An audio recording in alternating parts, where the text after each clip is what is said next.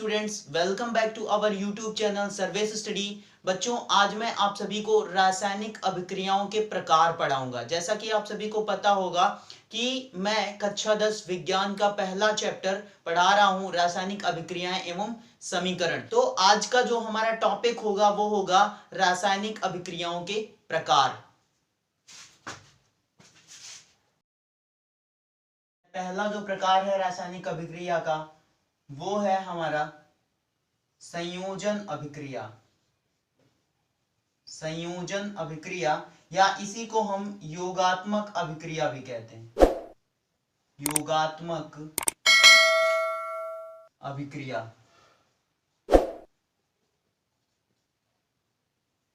अब बच्चों, योगात्मक अभिक्रिया क्या होती है? जब दो या दो से ज्यादा अभिकारक आपस में संयोग करके एक अकेला उत्पाद बनाते हैं तो उस अभिक्रिया को हम क्या कहते हैं? संयोजन अभिक्रिया। ध्यान से सुनिएगा मैं क्या कह रहा हूं कि जब दो या दो से ज्यादा अभिकारक आपस में संयोग करके एक अकेला उत्पाद बनाते हैं तो हम उस अभिक्रिया को क्या कहते हैं? संयोजन अभिक्रिया या फिर योगात्मक अभिक्रिया।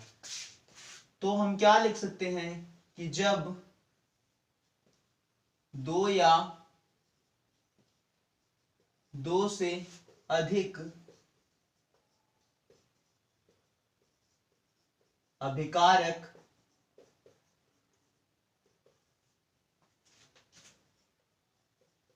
आपस में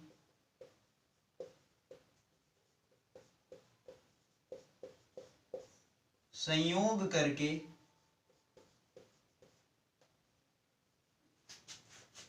एक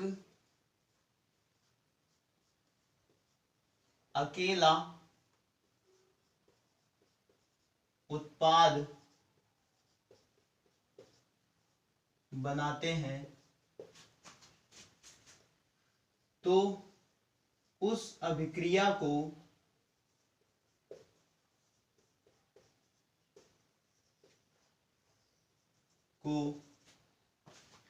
संयोजन अभिक्रिया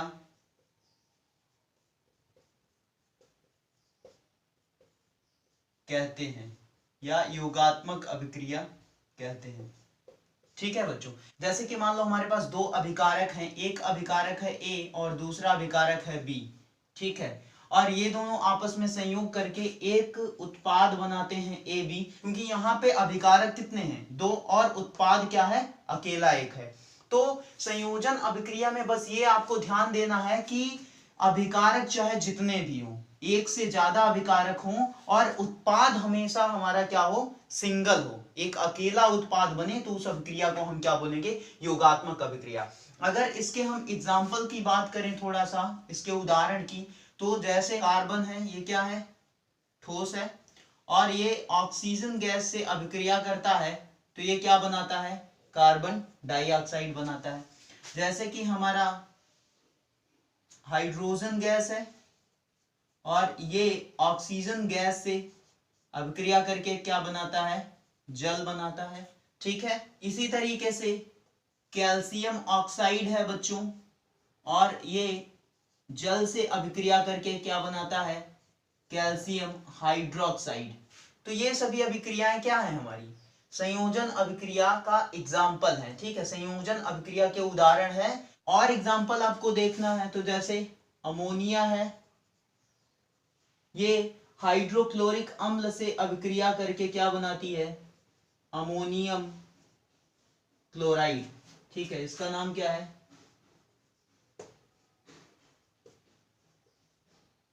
अमोनियम क्लोराइड। ठीक है, ये अमोनिया है, ये हाइड्रोक्लोरिक अम्ल है। तो इन सभी अभिक्रियाओं में आप एक कॉमन बात देख रहे होंगे कि अभिकारक की तरफ अगर आप देखेंगे तो एक से ज्यादा अभिकारक हैं, सब में दो दो अभिकारक हैं, मतलब एक से ज्यादा हैं। लेकिन उत्पाद आपको हर जगह हर अभिक्रिया में क्या मिल रहा है? एक सिंगल उत्पाद मिल रहा है। यहाँ पे एक उत्पाद है कार्बन डाइऑक्साइड, यहाँ भी वाटर एक उत्पाद है, यहाँ भी कैल्शियम हाइड्रोक्साइड एक उत्पाद है, और यहाँ भी अमोनियम क्लोराइड एक उत्पाद है केवल। ठीक है, और एग्जांपल जैसे कि नाइट्रोजन गैस है, ये हाइड्रोजन गैस से अभिक्रिया करके क्या बनाती है? अमोनिया बना देती है। ठीक है, इन सभी को आप संतुलित भी कर सकते हो, ये दोनों हमारी संतुलित हैं और ये भी हमारा संतुलित है, ये भी संतुलित है। इसको करना है तो आप कर लो, यहाँ पे 2NH3 हो जाएगा। ठीक है, यहाँ पे 3 2 जा 6 हाइड्रोजन है तो यहाँ भी 3 कर लो, 3 2 जा 6 हाइड्रोजन, और नाइट्रोजन यहाँ भी 2 है, यहाँ भी नाइट्रोजन 2 है। तो ये हमारी कौन सी अभिक्रिया हो गई? संयोजन अभिक्रिया या फिर योगात्मक अभिक्रिया। इसके बाद दूसरा जो टाइप है बच्चों अभिक्रिया का प्रकार है, वो है हमारा वियोजन अभिक्रिया, या इसी को हम क्या कहते हैं? अपघटन अभिक्रिया। अब बच्चों वियोजन या अपघटन का मतलब क्या होता है? टूटना। वियोजन का मतलब भी क्या होता है? टूट जाना, और अपघटन का मतलब भी क्या होता है? टूटना। ठीक है, अब टूटने से क्या मतलब है? वो अभिक्रिया जिसमें एक अकेला अभिकारक एक से ज्यादा उत्पाद बनाता है। ध्यान से सुनिएगा मैं क्या कह रहा हूं, कि वो अभिक्रिया जिसमें एक अकेला अभिकारक एक से ज्यादा उत्पाद का निर्माण करता है, तो उस अभिक्रिया को हम क्या कहते हैं? वियोजन अभिक्रिया या अपघटन अभिक्रिया। जैसे कि हमारे पास क्या है, मान लो एक अभिकारक है AB, और ये दो उत्पादों में टूट जा रहा है, A और B में। ठीक है, अब यहां पे देखिए अभिकारक एक है हमारा और उत्पाद कितना है? 2 है। तो अभिकारक अकेला हो और उत्पाद एक से ज्यादा हो। ठीक है बच्चों, तो हम इसके लिए क्या परिभाषा लिख सकते हैं कि वह अभिक्रिया जिसमें एक अकेला अभिकारक एक से अधिक उत्पादों में अपघटित हो जाता है, वियोजन अभिक्रिया कहलाती है। ठीक है, तो बच्चों अगर इसका हम उदाहरण देखें तो जैसे कि हमारे पास कैल्शियम कार्बोनेट है CaCO3, ये ठोस के फॉर्म में रहता है, और इसको जब हम गर्म करेंगे मतलब कि उष्मा देंगे तो ये क्या होता है? कैल्शियम ऑक्साइड और कार्बन डाइऑक्साइड गैस में टूट जाता है। ठीक है, ये क्या है हमारा? ये ठोस में रहेगा और ये गैस में रहेगा। इसकी भौतिक अवस्था गैस है और इसकी भौतिक अवस्था ठोस है। इसको हम क्या बोलते हैं बच्चों?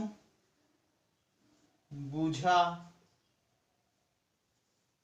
चूना भी बोलते हैं। ठीक है, इसको और क्या बोलते हैं? एक तो इसका नाम है कैल्शियम कार्बोनेट, ये इसका रासायनिक नाम है।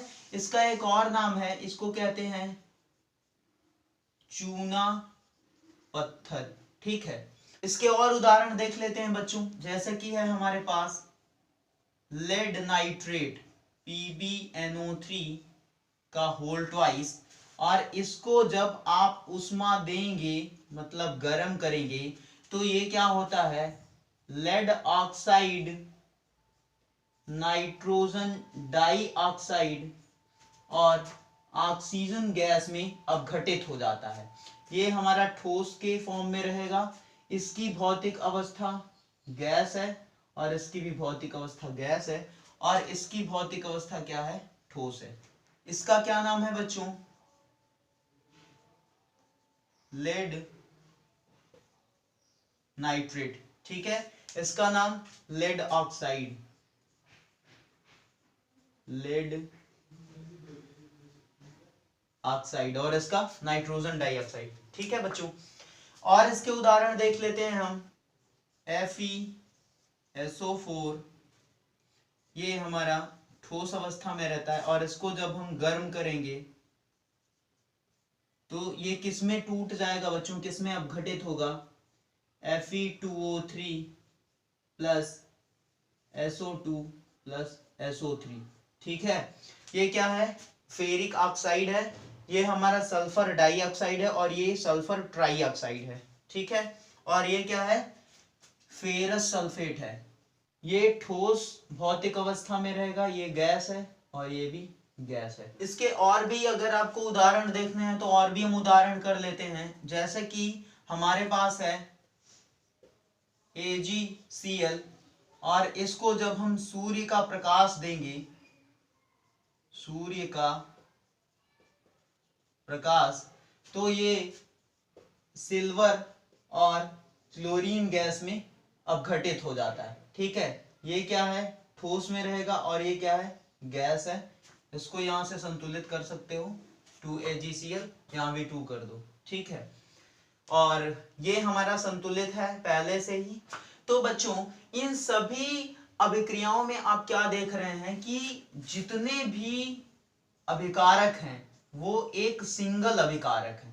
देखिए सब में एक अकेला अभिकारक है, लेकिन उत्पाद क्या है, सब में एक से ज्यादा उत्पाद है। इसमें भी 2 उत्पाद, इसमें भी 2 उत्पाद, इसमें 3 उत्पाद, इसमें 3 उत्पाद। तो वियोजन अभिक्रिया वो अभिक्रिया होगी जिसमें एक अकेला अभिकारक एक से ज्यादा उत्पादों का निर्माण करे या फिर एक से ज्यादा उत्पादों में अपघटित हो जाए, वियोजित हो जाए, तो उस अभिक्रिया को हम क्या कहेंगे, वियोजन अभिक्रिया या फिर अपघटन अभिक्रिया। यहाँ पे आप एक चीज देख रहे होंगे बच्चों कि जो हमने योगात्मक अभिक्रिया पढ़ाई थी उसका एकदम उल्टा क्या है, वियोजन अभिक्रिया। उसमें एक से ज्यादा अभिकारक रहते थे लेकिन उत्पाद एक सिंगल रहता था, और यहाँ पे उसका उल्टा है कि अभिकारक एक है अकेला और उत्पाद एक से ज्यादा है, ठीक है। तो आपसे बोर्ड परीक्षा में ये कई बार प्रश्न पूछा जाता है कि वियोजन अभिक्रिया या अपघटन अभिक्रिया को योगात्मक अभिक्रिया का उल्टा कहते हैं, ठीक है। क्यों उल्टा कहते हैं, क्योंकि यही कारण है बच्चों कि इसमें एक अभिकारक एक से ज्यादा उत्पाद बनाता है और उसमें एक से ज्यादा अभिकारक केवल एक अकेला उत्पाद बनाता है, ठीक है बच्चों। तीसरा टाइप है बच्चों, तीसरा प्रकार है हमारा अभिक्रिया का विस्थापन अभिक्रिया।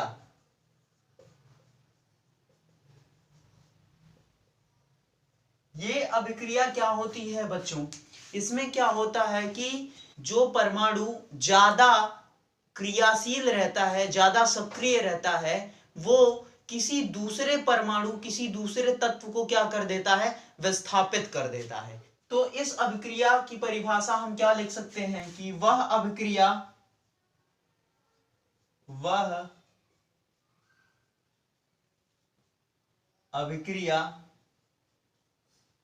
जिसमें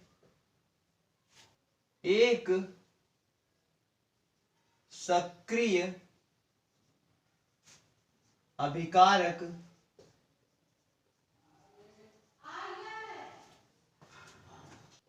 दूसरे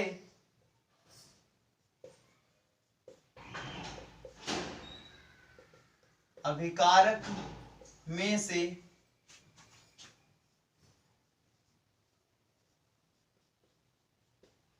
कम सक्रिय परमाणु या तत्व को विस्थापित करके उत्पाद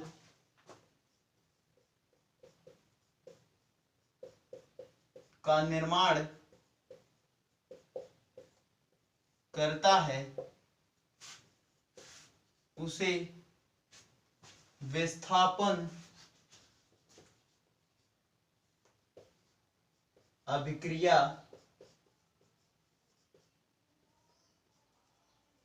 कहते हैं, ठीक है बच्चों। इसका उदाहरण देते हैं तो आपको समझ में आएगा। क्या कह रहा है कि वह अभिक्रिया जिसमें एक सक्रिय अभिकारक दूसरे अभिकारक में से कम सक्रिय परमाणु या तत्व को विस्थापित करके उत्पाद का निर्माण करता है, उसे विस्थापन अभिक्रिया कहते हैं, ठीक है। जैसे कि मान लो हमारे पास है जिंक और हमारे पास है हाइड्रोक्लोरिक अम्ल, सक्रियता की श्रेणी आप थोड़ा सा याद कर लीजिए, ये इधर मैं लिख रहा हूं सक्रियता की श्रेणी, potassium, sodium, calcium, magnesium, aluminium, zinc, iron, lead, hydrogen, copper. ठीक है, और भी आगे होता है, लेकिन आप इतना ध्यान रखेंगे तो विस्थापन अभिक्रिया आसानी से कर ले जाएंगे। तो यहाँ पे आप देखिए कि जिंक जो है वो हाइड्रोजन से कम क्रियाशील है या फिर ज्यादा क्रियाशील है।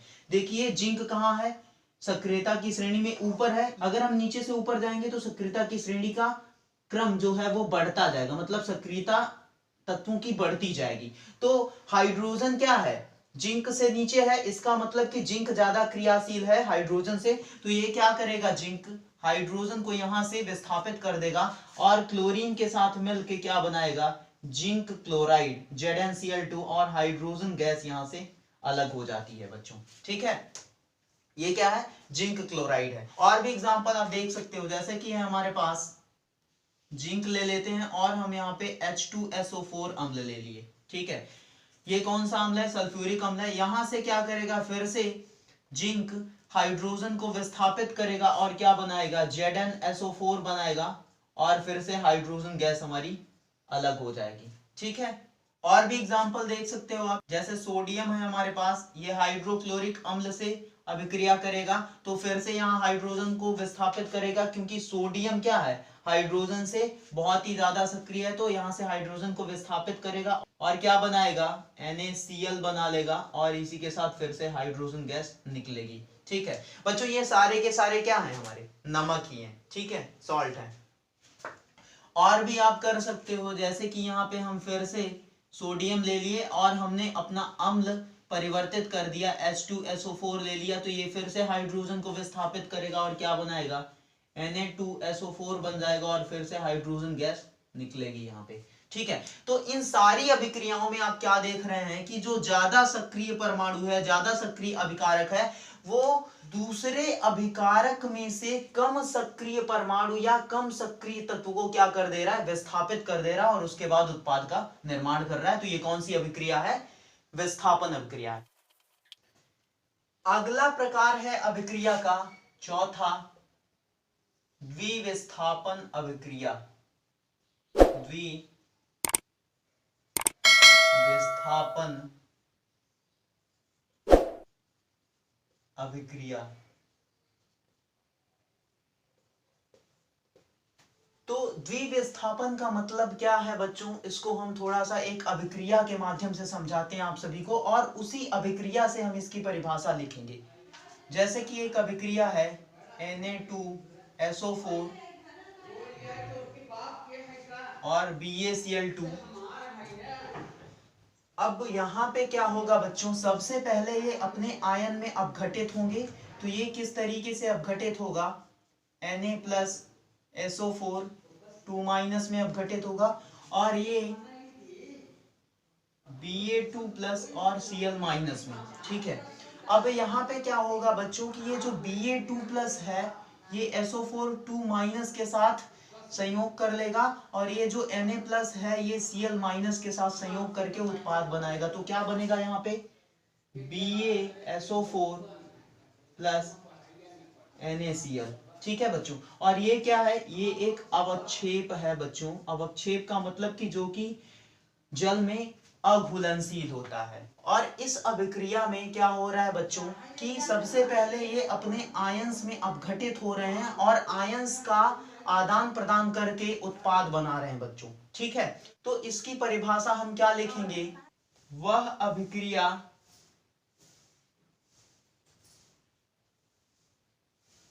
अभिक्रिया जिसमें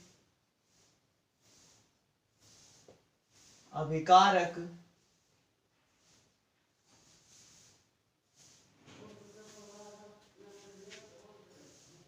अपने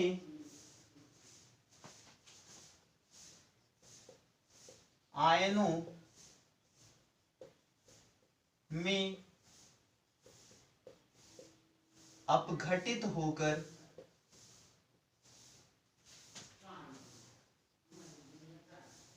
उनका आदान प्रदान करके उत्पादों का निर्माण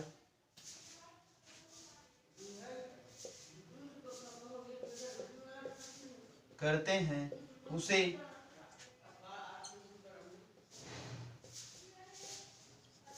द्विविस्थापन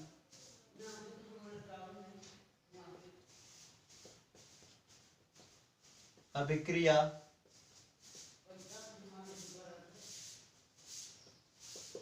कहते हैं। इसका और भी उदाहरण देख सकते हैं, जैसे कि है हमारे पास AgNO3 प्लस NaCl।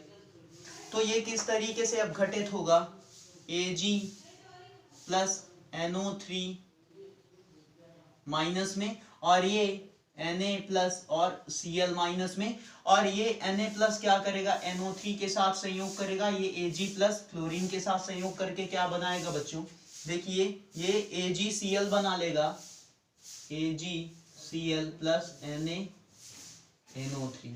ठीक है, यहाँ पे AgCl क्या है, एक अवक्षेप है जो कि जल में अघुलनशील होगा। ठीक है, इसका एक और एग्जांपल देख लेते हैं बच्चों, BaCl2 प्लस CuSO4। अब सबसे पहले ये अपने आयनों में वियोजित होगा, अपघटित होगा, तो ये किस तरीके से टूटेगा बच्चों, Ba2 प्लस Cl माइनस में और ये Cu2 प्लस SO4 2 माइनस में। तो ये Cu2 प्लस किसके साथ जाएगा, क्लोरीन के साथ, और ये SO4 2 माइनस Ba2 प्लस के साथ, तो क्या बनाएगा, BaSO4 प्लस CuCl2। यहाँ पे ये क्या है, ये अवक्षेप है। ठीक है, तो ये हमारी कौन सी अभिक्रिया हो गई, द्विविस्थापन अभिक्रिया। वह अभिक्रिया जिसमें सबसे पहले अभिकारक अपने आयनों में अपघटित होता है और अपघटित होने के बाद आयनों का आदान प्रदान करके उत्पादों का निर्माण करता है, तो उस अभिक्रिया को हम क्या कहते हैं, द्विविस्थापन अभिक्रिया। अगला टाइप है बच्चों अभिक्रिया का पांचवा, उपचयन, या इसी को हम क्या कहते हैं, ऑक्सीकरण एवं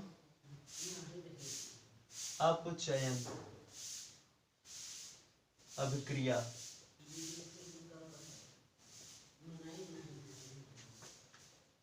ठीक है बच्चों, अब सबसे पहले हम ऑक्सीकरण या उपचयन को समझ लेते हैं।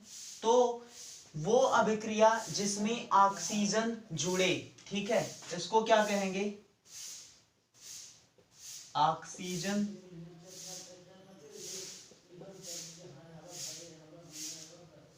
का जुड़ना, और या फिर हम क्या बोल सकते हैं इसी के लिए, हाइड्रोजन